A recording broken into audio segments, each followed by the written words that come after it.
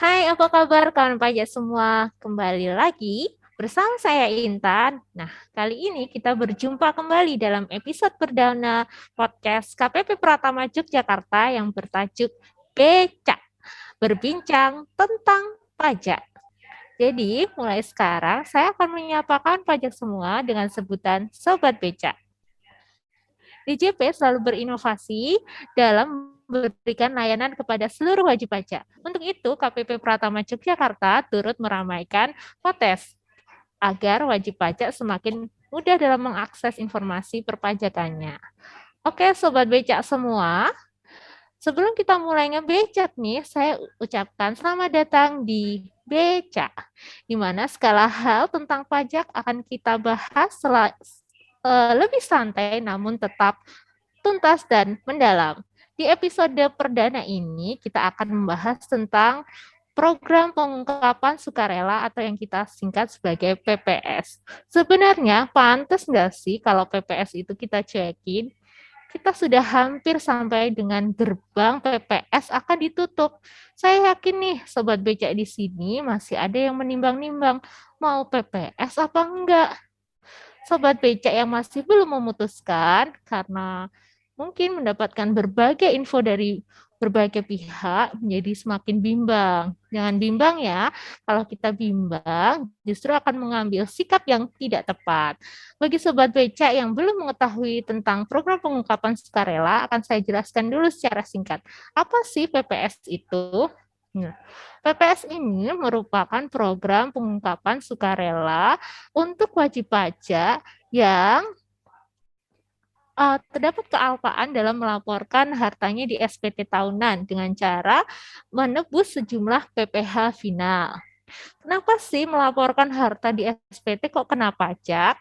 Karena sebenarnya aset Anda itu mencerminkan penghasilan Anda. Jadi ketika sobat becak lupa memasukkan harta, maka dimungkinkan juga sobat becak lupa memasukkan sumber perolehan harta tersebut atau penghasilan. Untuk itu, bisa saja ada pajak yang belum dibayarkan. Untuk membahasnya, saya tidak sendiri nih. Saya akan ditemani oleh Kak Vida dan juga Kak Nanang. Halo. Halo Sobat Beca. Halo Sobat Beca. Hai Kak, sebenarnya sudah banyak nih yang bahas PPS di kanal-kanal online. Tapi tentunya Beca harus mengulasnya berbeda nih, dari sisi yang berbeda. Untuk dialog kali ini, sebelum kita resapi lagi tentang PPS, kita mau mengucapkan terima kasih semua kepada wajib pajak yang sudah melaporkan PPS atau mengikuti PPS. Kak Nanang, Ya, DJP selalu nih update penerimaan, termasuk juga penerimaan dari PPS ini. Di luar sana banyak juga yang berpendapat, oh ini orang-orang banyak juga nih yang ikut PPS. Sebenarnya selama ini DJP tahu nggak sih kalau mereka itu uangnya banyak, hartanya banyak, atau komentar sejenisnya nih Kak. DJP tahu nggak sih? oke sip Sobat Beca. DJP itu sebetulnya memiliki banyak sekali data Sobat Beca. DJP itu memperoleh data dari berbagai sumber. Apalagi sekarang ada pertukaran data otomatis atau yang disebut IOI.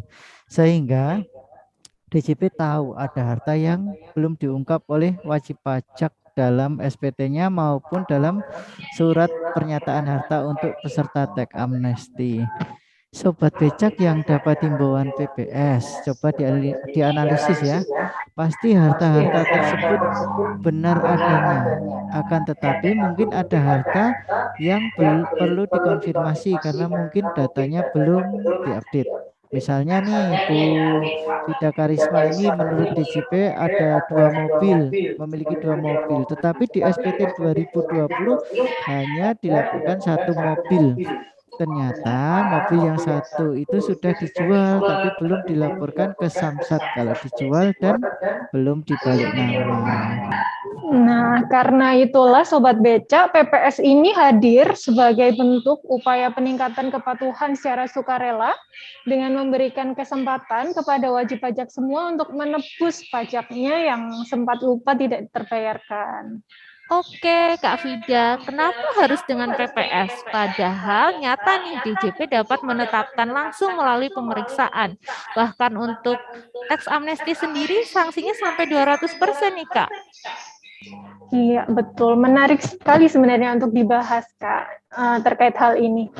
Patut kita syukuri dengan adanya Undang-Undang Harmonisasi Perpajakan ini, karena adanya program PPS, Sobat Beca.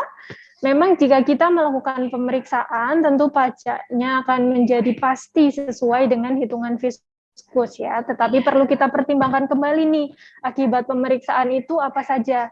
Misalnya bisa saja karena pemeriksaan itu akan timbul surat ketetapan pajak atas beberapa tahun, di mana kondisi keuangan wajib pajak saat itu dan saat ini menjadi tumpuan.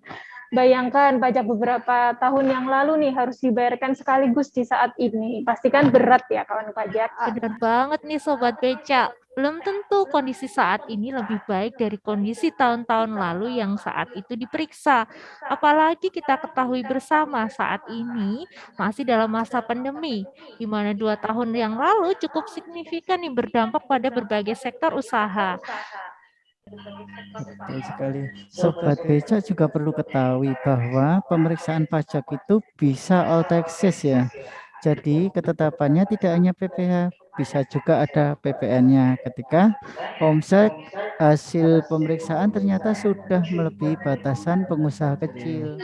Itu belum juga ditambah dengan sanksi administrasinya, Sobat Pajak. Itu bisa berupa bunga atau denda. Gitu. Nah, masih ada nih yang mau cuekin PPS. Kalau udah tahu, sebenarnya pemerintah itu sudah perhatian banget sama wajib pajak yang di masa lalu itu ada kealpaan dalam melaporkan penghasilannya. Iya benar banget Pak Eka ya, sudah masa lampau ya, karena bisa dari tahun 85 1985 loh Kak, kalau kebijakan satu itu.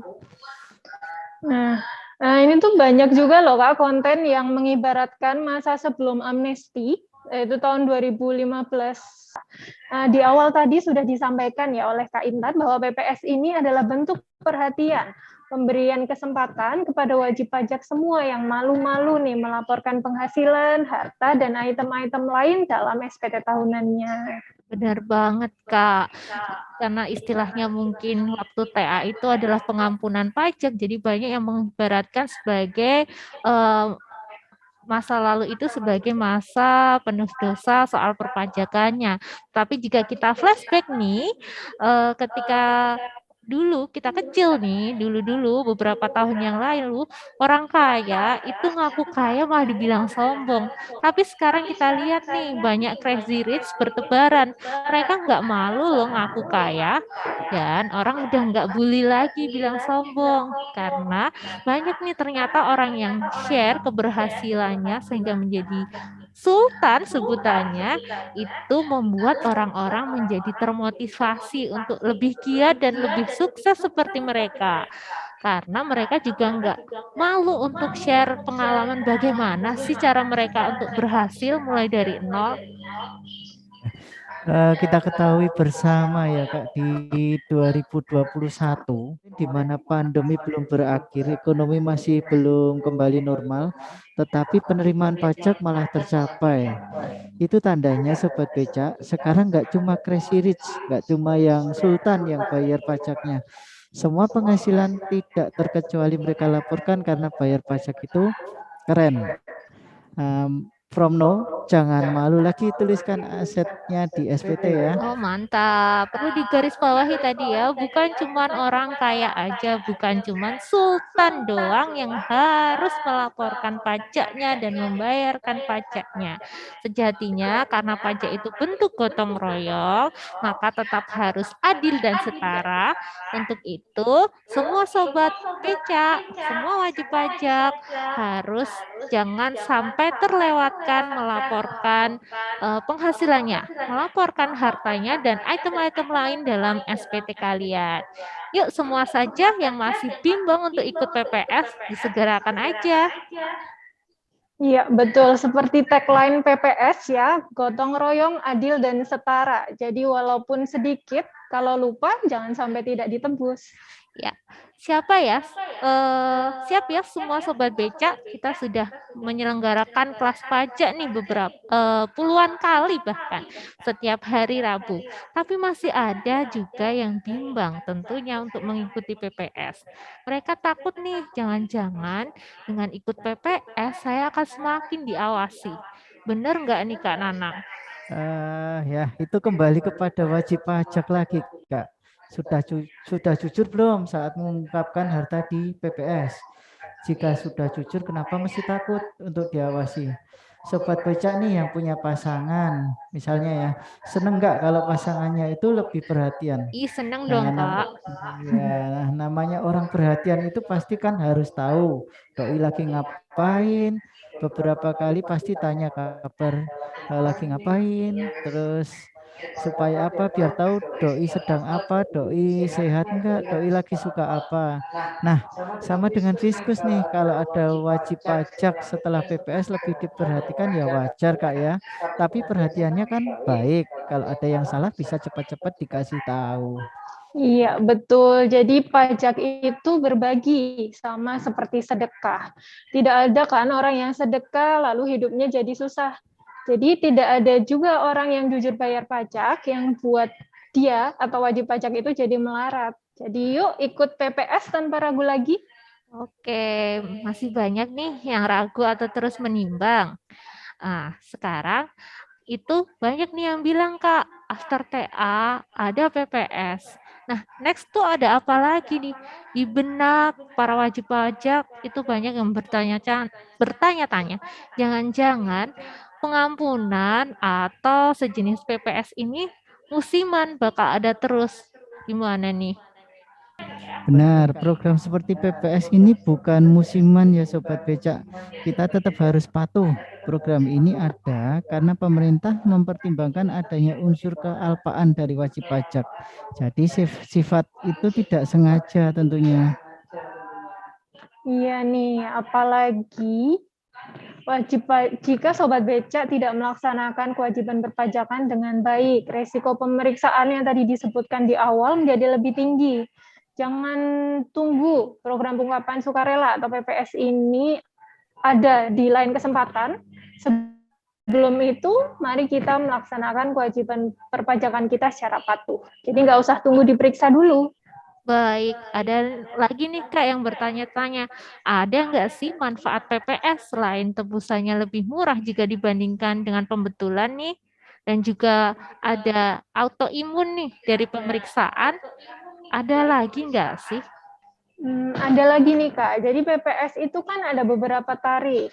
Ada tarif khusus yang jika untuk wajib pajak yang hanya mengungkapkan, dan ada tarif khusus lagi yang lebih rendah untuk wajib pajak yang memilih komitmen investasi.